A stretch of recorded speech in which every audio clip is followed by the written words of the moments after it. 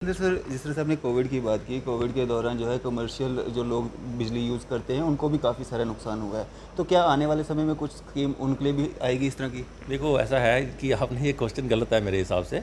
Covid जब था तो कमर्शियल इस्टेब्लिशमेंट सब बंद थी, ठीक है। कुछ टाइमिंग के हिसाब से खुलता खुला भी करती थी। कुछ खुला करती थी टाइमिंग के हिसाब से। अगर कुछ टाइमिंग के लिए खुलती थी तो वो बिजली उतने ही के टाइमिंग के हिसाब से यूज़ करती थी ना, उनका बिल तभी कम ही आएगा ना उसका। जैसे आपने कहा कि एक सख्त कार्रवाई जो है उन लोगों के खिलाफ की जाएगी जो इस स्कीम के बावजूद भी जो है पैसा जमा नहीं करवाते हैं। क्या वो सख्ती उन ब्यूरोक्रेट्स के खिलाफ भी दिखेगी, उन एक्स मंत्री, एक्स एमएलएज के खिलाफ भी दिखेगी जिनके लाखों रुपए बिल हैं, 25-25, 30-30 लाख रुपए जो उनके बिल पेंडिंग हैं, या सिर्फ आम जनता पे ही कानूनी डंडा जो है वो चलेगा? ऐसा नहीं है, मैंने पहले भी कहा, ये स्कीम जो है ये स्कीम है डोमेस्टिक कंज्यूमर्स के लिए। डोमेस्टिक कंज्यूमर्स के एम्बिट में, दैट इज़ रेट कोड 1, उसके एम्बिट में कोई भी गरीब आदमी या अमीर आदमी या रसूख वाला आदमी या बिना रसूख के आदमी, किसी में डिफ्रेंसिएशन नहीं होगी। आप देख रहे हैं न्यूज़ सर इंडिया और मैं हूं अरफाज मडैंग। आज की खास मुलाकात में हमारे साथ मौजूद हैं JPDCL के SC राजेंद्र गुप्ता जी। सर, स्वागत है आपका न्यूज़ सर इंडिया में। Thank you. राजेंद्र सर, ये जो विभाग के द्वारा जो एक स्कीम निकाली गई है, क्या उद्देश्य है स्कीम का और किस तरह से उसको जो है लोग अवेल कर सकते हैं? इस स्कीम का यही उद्देश्य है कि जो डोमेस्टिक कंज्यूमर्स, मैं कहूँगा प्रिसाइजली, जो डोमेस्टिक कंज्यूमर किसी कारणवश अपने बिल का भुगतान नहीं कर पाए काफ़ी अरसे से, वो इसको अपने डोमेस्टिक बिल्स का, इलेक्ट्रिसिटी बिल्स का 12 आसान किश्तों में इसको अच्छे से कंफर्टेबली भुगतान कर पाएँ। और वो भी, उसमें भी गवर्नमेंट ने बहुत अच्छी एक स्कीम, एमनेस्टी स्कीम के तहत 31 मार्च 2022 तक उनको कहा है, सभी कंज्यूमर्स को कहा है जो डिफ़ॉल्टर कंज्यूमर्स हैं, जिनका एरियर्स बहुत ज़्यादा हो गए हैं, उनको ये कहा है कि आप अपने प्रिंसिपल अमाउंट का 12 किश्तों में, आसान किश्तों में भुगतान कर दीजिए। मैं प्रिंसिपल अमाउंट क्यों कह रहा हूँ? क्योंकि इस टाइम में 31 मार्च 2022 तक जो भी इंटरेस्ट, लेट सरचार्ज जिसको हम कहते हैं, जो भी उनके ऊपर लेवी हुआ है, वो सब उसमें आपको माफ़ किया जा रहा है। तो उसके बाद जितनी भी ये किश्तें आपकी बनेंगी, 12 किश्तें जो बनेंगी जिस अमाउंट की भी, वो आप, ज़रूरी नहीं है कि हर महीने में एक एक किश्त जमा करवानी है। किसी महीने में 2, अगर पैसे ज़्यादा हैं आपके पास, अफोर्ड कर सकते हो 2, 3, 4 किश्तें। अब अगर उससे भी ज़्यादा अच्छी बात है कि अगर आप एक साल में पूरे साल की ही एक वन टाइम किश्त जमा करवा दो, और ज़्यादा अच्छी बात है। उसके बाद जितना आपका बिल, जो रेगुलर बिल है, वो भी आपको इसके साथ साथ वो भी आपको डिलीवर किया जाएगा। और रेगुलर बिल को भी साथ में ही रेगुलरली पे करना अनिवार्य रहेगा। जैसा कि एमनेस्टी के अमाउंट्स को, उसकी किश्त को जमा करवाना अनिवार्य है, उसी के साथ साथ रेगुलर बिल को भी जमा करवाना अनिवार्य रहेगा। अगर कोई भी कंज्यूमर अपना एमनेस्टी का बिल जमा करवा लेता है और रेगुलर बिल नहीं जमा करवाता है साथ साथ, तो उसको जो इसमें बेनिफिट मिल रहा है, जब मिलना चाहिए उसको, वो फोरफिट हो जाएगा। और अगर उसको 12 किश्तों की जगह, 12 किश्तों में सपोज़ उसने 50,000 रुपये जमा करवाना है, 50,000 की जगह 49,900 रुपया भी जमा करवा दिया, 100 रुपया भी कम भी हो गया, तो भी उसका जो बेनिफिट होगा स्कीम का, वो फोरफिट हो जाएगा। इसलिए मैं सभी कंज्यूमर से ये दरख्वास्त करना चाहता हूँ कि अपना जितना भी बिल है, एमनेस्टी का इंस्टॉलमेंट्स और रेगुलर बिल्स, वो रेगुलरली पे करें और इस स्कीम का फ़ायदा उठाएं। राजेंद्र सर, इस स्कीम को फ़ायदा उठाने के लिए अप्लाई कैसे किया जा सकता है?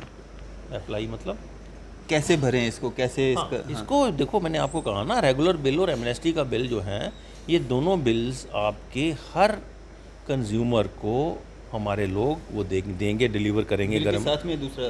बिल्कुल बिल्कुल देंगे, दोनों देंगे। यहाँ पे ये मेरे पास फ़ोटोज़ हैं उसकी। ये एमनेस्टी का ये वाला स्लिप आएगी और रेगुलर बिल की ये आएगी। ठीक है। और इसको पे करने के लिए मैंने पहले भी आपको बताया है कि इसमें आप भारत पे ऐप्स, बिल सहूलियत, बैंक काउंटर्स, खिदमत सेंटर्स और कार्ड्स के थ्रू, डेबिट क्रेडिट कार्ड के थ्रू, ऑनलाइन। हाँ ऑनलाइन कोई भी आप किसी भी तरीके से आप सभी तरीक़ों से इसमें आप पेमेंट कर सकते हैं। और अगर आपको कहीं पे भी कोई दिक्कत आती है, किसी कंज्यूमर को किसी किस्म की दिक्कत आती है पैसा भरने में या किसी किस्म की और भी दिक्कत आती है या किसी किस्म की क्वेरी है, तो हमारे नज़दीकी AEE ऑफिस जो सब डिवीजनल ऑफिस है वहाँ से बात करके वहाँ से इसको क्वेरी को कर सकते हैं, अपना निवारण कर सकते हैं उसका। राजेंद्र सर, इससे पहले भी एक बार इस तरह की स्कीम निकाली गई थी, तो क्या कारण रहे कि दोबारा इस तरह की स्कीम निकालनी पड़ी, और कौन लोग हैं जो बिल जमा नहीं करवा पा रहे हैं या नहीं करते हैं? ऐसा है कि देखो, जो पहले मैंने आपको पहले बता रहा था, मैं पहले आपको ये बता रहा था कि जो पहले हमारी स्कीम्स होती थी, महीना 2 महीने 3 महीने तक की स्कीम्स होती थी। पिछली बार जो स्कीम थी हमारी वो एक्सटेंड भी हुई थी ड्यू टू कोविड, भी उसमें रिस्पांस लोगों का कम रहा। तो इस बार तो हालात भी ठीक हो गए हैं, कोविड भी नहीं है, बिल्कुल ठीक चल रहा है, सब कुछ पटरी पे है। और इसमें सबसे अच्छी बात ये है इस बार गवर्नमेंट का, मुझे इसका सक्सेस रेट ज़्यादा होने का, सक्सेस इसकी अच्छा होने की उम्मीद है। उसका रीज़न सबसे बड़ा ये है कि इसमें ये 12 किश्तों में जमा करवाना है। जो गरीब से गरीब लोग भी हैं, जो 1 महीने 2 महीने में या 3 महीने में नहीं दे पाते हैं, वो 12 महीने में तो हर एक आदमी जो चाहेगा वो दे पाएगा अपना बिल, इसमें कोई दिक्कत नहीं आएगी। राजेंद्र सर, इस तरह की स्कीम्स के बावजूद भी अगर बिल जो है वो जमा नहीं करवाते हैं लोग, तो किस तरह की सख्ती, किस तरह के प्रावधान जो है? इसके बाद अगर कोई बिल जमा नहीं करवाएगा तो उसके बाद कानूनी कार्रवाई होगी, उसके बिजली का बिल कनेक्शन काटा जा सकता है, उसके बाद लीगल एक्शन लिया जा सकता है। ये क्लियर कट है। इसमें अभी मुझे लगता है कि इसके ऊपर कंज्यूमर्स को सोचना ही नहीं चाहिए कि अगर जमा नहीं हुआ, मैं तो ये चाहता हूँ कि कंज्यूमर ये सोचे कि मैंने जमा कैसे करना है, नहीं हुआ जमा, ऐसा सोचना भी नहीं चाहिए, क्योंकि इससे अच्छी स्कीम नहीं आएगी। इससे अगर इससे अच्छा मौका नहीं मिलेगा आपको पैसा जमा करने के लिए। और सबसे पहले हमें अपना माइंडसेट सभी कंज्यूमर्स को, अपना हमारी सोसाइटी को ये करना पड़ेगा कि अगर 24/7 बिजली लेनी है तो हमें पैसा देना पड़ेगा। पैसा दिए बिना हम 24/7 अच्छी सर्विसेज गवर्नमेंट से एक्सपेक्ट नहीं कर सकते हैं। राजेंद्र सर, जिस तरह से आपने कहा कि एक सख्त कार्रवाई जो है उन लोगों के खिलाफ की जाएगी जो इस स्कीम के बावजूद भी जो है पैसा जमा नहीं करवाते हैं, क्या वो सख्ती उन ब्यूरोक्रेट्स के खिलाफ भी दिखेगी, उन एक्स मंत्रीज, एक्स MLAs के खिलाफ भी दिखेगी जिनके लाखों रुपए बिल हैं, 25-25, 30-30 लाख रुपए जो उनके बिल पेंडिंग हैं, या सिर्फ आम जनता पे ही कानूनी डंडा जो है वो चलेगा? ऐसा नहीं है, मैंने पहले भी कहा, ये स्कीम जो है ये स्कीम है डोमेस्टिक कंज्यूमर्स के लिए। डोमेस्टिक कंज्यूमर्स के एम्बिट में, दैट इज़ रेट कोड 1, उसके एम्बिट में कोई भी गरीब आदमी या अमीर आदमी या रसूख वाला आदमी या बिना रसूख के आदमी, किसी में डिफ्रेंसिएशन नहीं होगी। मैं इसके लिए दावे से कह सकता हूँ, किसी के साथ डिफ्रेंसिएशन नहीं होगी। एक गरीब आदमी को, जो एक गरीब से गरीब आदमी है, उसको ही सहूलियत देने के लिए गवर्नमेंट ने 12 महीने लंबी ये योजना चलाई है।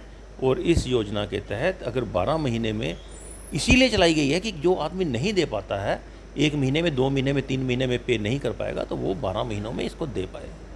राजेंद्र सर, जिस तरह से आपने कोविड की बात की, कोविड के दौरान जो है कमर्शियल जो लोग बिजली यूज़ करते हैं उनको भी काफ़ी सारा नुकसान हुआ है, तो क्या आने वाले समय में कुछ स्कीम उनके लिए भी आएगी इस तरह की? देखो, ऐसा है कि आपने ये क्वेश्चन गलत है मेरे हिसाब से।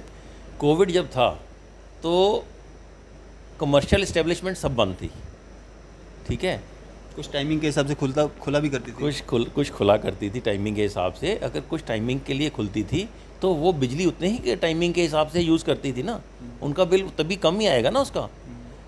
उस वक़्त कोविड के टाइम में घरों में बिजली ज़्यादा यूजेज हुई है, कमर्शियल इस्टेब्लिशमेंट्स में कम यूज़ हुई है।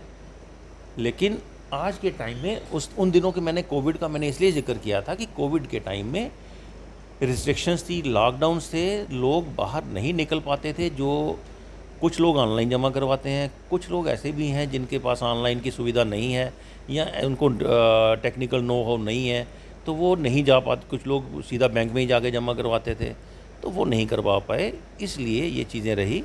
मुझे नहीं लगता इस बार किसी किस्म की कमी रहेगी, और मुझे लगता है कि इस बार, मुझे पूरी उम्मीद है कि इस बार आपके जो डोमेस्टिक कंज्यूमर्स हैं वो सभी बाहर आएंगे और अपना जो बैकलॉग है वो क्लियर करेंगे, मुझे इससे पूरी उम्मीद क्या है। एक मैसेज रहेगा आपका आम जनता के लिए? मेरा तो आम जनता के लिए यही मैसेज है, कम इन मासेस और अपना बिल जमा करवाइए, जितनी जल्दी करवा सकते हैं उतना बेटर है। डोंट वेट फॉर 12 मंथ्स, इसको first month, second month, third month, fourth month, जितना जल्दी इसको कर सकते हैं उतना बेटर है।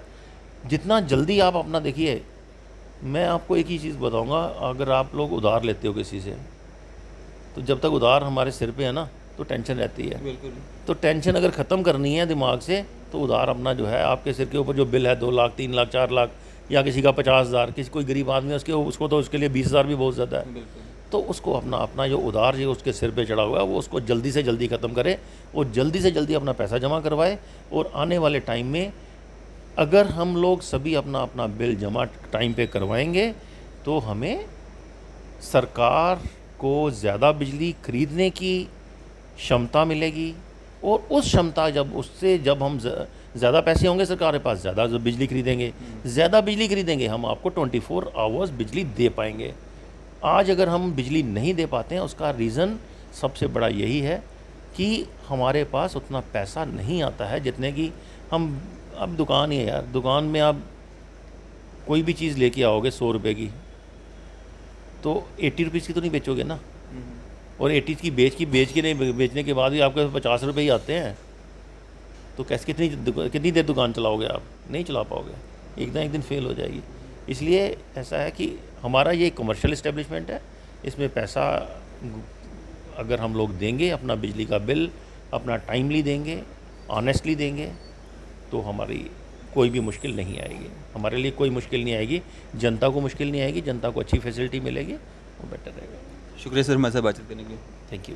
तो ये थे हमारे साथ राजेंद्र गुप्ता जी, SC JP DCL विभाग। इसी तरह की मज़ीद अपडेट्स के लिए आप देखते रहें न्यूज़ शेयर इंडिया। मैं अरफाज अहमद, कैमरामैन शाहनवाज के साथ।